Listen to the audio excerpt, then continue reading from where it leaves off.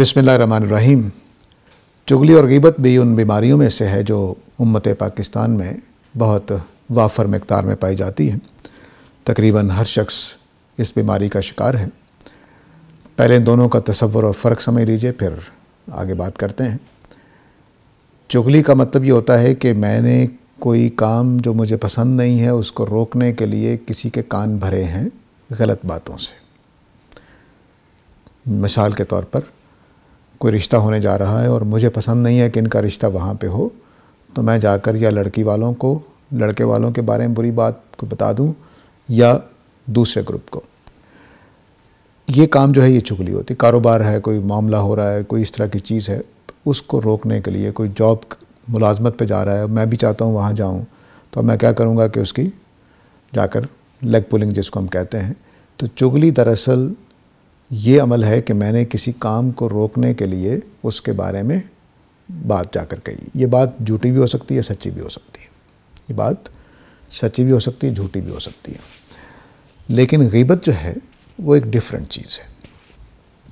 ग़ीबत यह है कि मैंने आपके बारे में सिर्फ़ और सिर्फ सच्ची बातें कही हैं, सिर्फ़ और सिर्फ सच्ची बातें कही हैं, लेकिन आपकी अदम मौजूदगी में कही हैं। कोई काम रोकना पेश नज़र नहीं है। चुगली में कोई काम रोकना पेश नज़र था, कोई अमल रोकना पेश नज़र था, लेकिन ग़ीबत में कोई काम रोकना पेश नज़र नहीं है। सिर्फ़ मेरी दिली तस्कीन होती है। मैं जब आपकी बुराई करता हूँ तो मुझे अंदर एक खुशी का एहसास होता है, तसल्ली सी होती है, तस्कीन सी होती है। एक ऐसे लगता है जैसे मैंने कोई दिल का गुबार निकाल लिया है। ये जो अमल है ये ग़ीबत है। तो जब मैं किसी के काम रोकने के लिए कोई किसी की बुराई करूं, सच्ची करूं या झूठी करूं, वो एक अलग बहस है, वो चुगली हो जाती है। उसको नमीमा कहते हैं अरबी में। और जब मैं सिर्फ़ दिल की तस्कीन के लिए, अपना गुबार निकालने के लिए, अपना गुस्सा निकालने के लिए, अपनी नफ़रत, अपनी दुश्मनी पूरी करने के लिए किसी की बुराई करता हूं, तो ये ग़ीबत है। दोनों कबीरा गुनाह। और कबीरा गुनाह वो गुनाह होते हैं जो बहुत ज़्यादा माइनस पॉइंट्स आपके खाते में लिख देते हैं। बहुत ज़्यादा माइनस पॉइंट्स आपके खाते में लिख देते हैं। माइनस पॉइंट से मेरी मतलब ये है कि मैंने मसलन नमाज़ पढ़ी तो 10 पॉइंट मुझे मिल गए पॉजिटिव प्लस। मैंने चुगली की तो 1000 नेगेटिव पॉइंट मिल गए, तो मेरी नमाज तो गई ना। तो इस तरह से अमाल नामे में एकदम बहुत बड़ा नेगेटिव असर आ जाता है जो मेरी नेकियों को खा सकता है। नेकियों को खाने का मतलब है कि जिस तरह हम हिसाब किताब लिखते हैं, इतनी इनकम हुई, इतना ख़र्चा हो गया, तो बैलेंस क्या होता है, जो पैसे बच गए। इस तरह से नेकियों का और बदियों का मामला हो रहा होता है।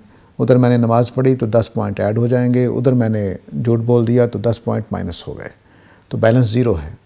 लेकिन जब कबीरा गुनाह होता है तो बैलेंस बहुत ज़्यादा ख़राब कर दिया जाता है। तो कबीरा गुनाह का मतलब है कि बहुत ज़्यादा नेगेटिव पॉइंट। हो सकता है कि एक चुगली के 1 करोड़ माइनस पॉइंट लिख दिए जाते हों, हमें बताया नहीं गया, बस इतना बता दिया गया है कि कबीरा गुनाह है। तो चुगली और ग़ीबत दोनों कबीरा गुनाह है, किसी का काम रोकने के लिए। और हाँ, अलबत्ता ये भी होता है कि काम रोकने का मतलब सरकारी काम भी होता है, सिर्फ ये नहीं कि आपस में। मसलन एक आदमी अदालत में गया हुआ है, आपने जज के कान में बात डाल दी कि ये इस तरह का आदमी है, तो हो सकता है कि उसकी राय ख़राब करे। तो हर जगह पर जहाँ भी आप किसी का काम ख़राब करने के लिए, कोई काम रोकने के लिए, किसी का अमल को रोकने के लिए, कोई उसकी प्रोग्रेस रोकने के लिए अमल करेंगे, लोगों के कान भरेंगे, लोगों को जाकर उसकी अदम मौजूदगी में गलत बातें बताएंगे, सही हों या सच्ची हों, वो चुगली है। और ग़ीबत में बातें सच होती हैं, वाकई उसमें होती हैं, लेकिन आप सिर्फ लोगों को इसलिए बता रहे हैं ताकि उसको डिग्रेड करें और आपको आपकी जो दुश्मनी है, आपकी जो कीना है उसके साथ, आपकी जो नफ़रत है उसको तस्कीन मिले। ये दोनों चीज़ें जो हैं ये कबीरा गुनाह के तौर पर हैं। इसलिए हमारे यहाँ ये बहुत ज़्यादा बीमारी है। पहले सिर्फ ख़वातीन की हद तक थी, लेकिन अब मैं पिछले कोई 10-20 साल से देख रहा हूँ कि मर्दों में भी आ गई है। मर्द भी बैठकर लोगों को डिस्कस कर रहे होते हैं, और ख़ास तौर से उनको जो यहाँ मौजूद नहीं होते हैं, बड़े आराम से, बड़े इत्मीनान के साथ घंटा घंटा किसी के बारे में गुफ्तगुएँ होती रहती हैं। ये बिल्कुल नाजायज़ बात है। कुरान मजीद ने इसको ये कहा है कि ग़ीबत जो है, यानी चुगली में भी ग़ीबत हो रही होती है और ग़ीबत में भी ग़ीबत हो रही होती है। तो ग़ीबत जो है वो ऐसा ही है जैसे मुर्दा भाई का गोश्त खाया जाए। اب یہ کراہت اس کے اندر کتنی ہے، کتنا سنگین معاملہ لگتا ہے کہ اپنے بھائی کا گوشت میں کھا رہا ہوں، مردہ بھائی کا، مردہ ہونا بھائی ہونا، اور میرا اس کا گوشت نوچ نوچ کے کھانا، یہ اس جرم کی سنگینی ہے، اتنا بڑا جرم ہے۔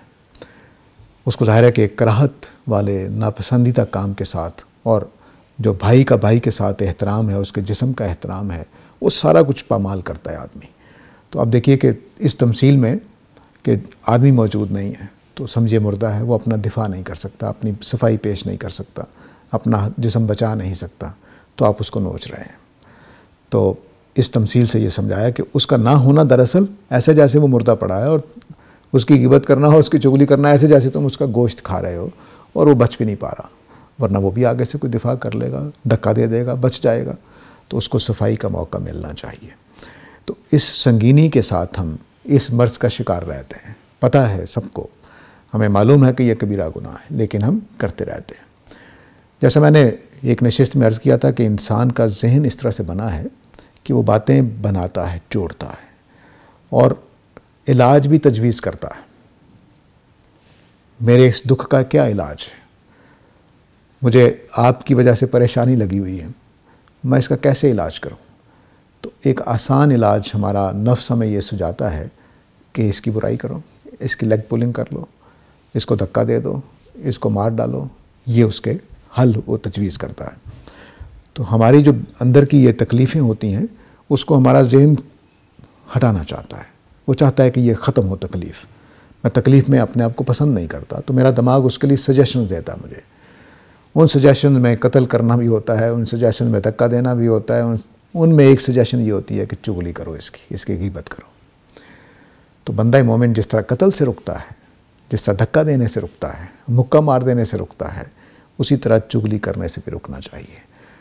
لیکن پیچھے اس کو سمجھنا چاہیے کہ میں کس تکلیف میں ہوں اس وقت، مجھے کوئی زخم پہنچی ہوئی ہے، مجھے کوئی دکھ لگا ہوا ہے، مجھے کوئی حسد کا معاملہ ہو گیا ہے، جس کی وجہ سے میں اس اپنے بھائی کی چغلی یا غیبت کرنے پہ مجبور ہوا ہوں۔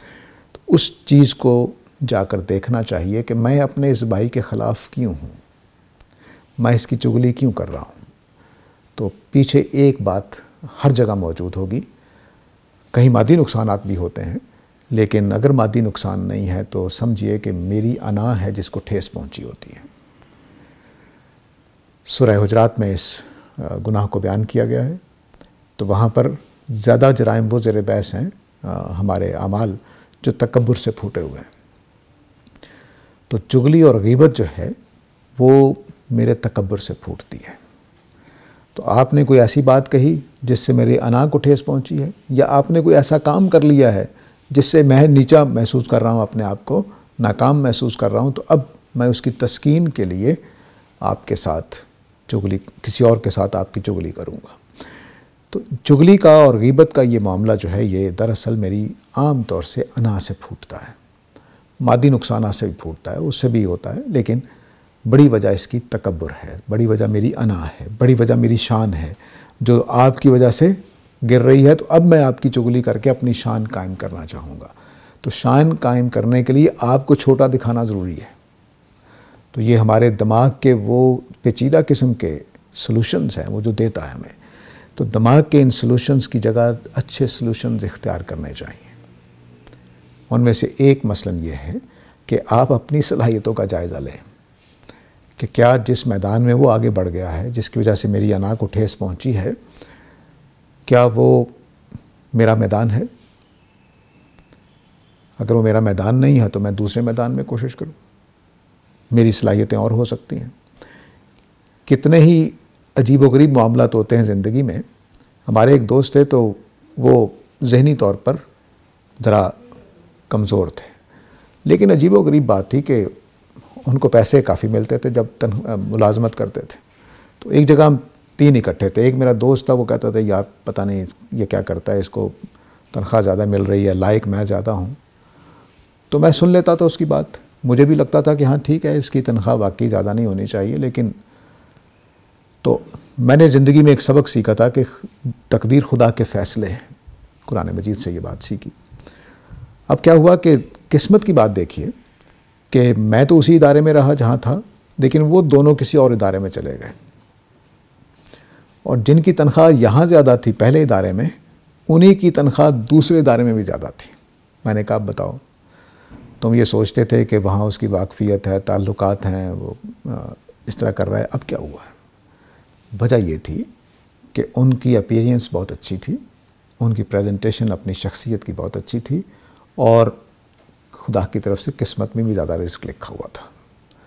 لیکن وہ اس وجہ سے اس ہمیشہ کے لیے ایک بیماری میں مبتلا ہو گئے دوسرے صاحب، کہ ان کو نیچا دکھانے کی، ہر جگہ چغلی کر رہے ہیں، دیکھو جی اس کو پیسے زیادہ مل رہے ہیں، لگتا ہے کہ یہ باس کے ساتھ کوئی کرتا ہے، کوئی باتیں کرتا ہے، کوئی مطالبات کرتا ہے، جو بھی وہ باتیں ہوتی تھیں۔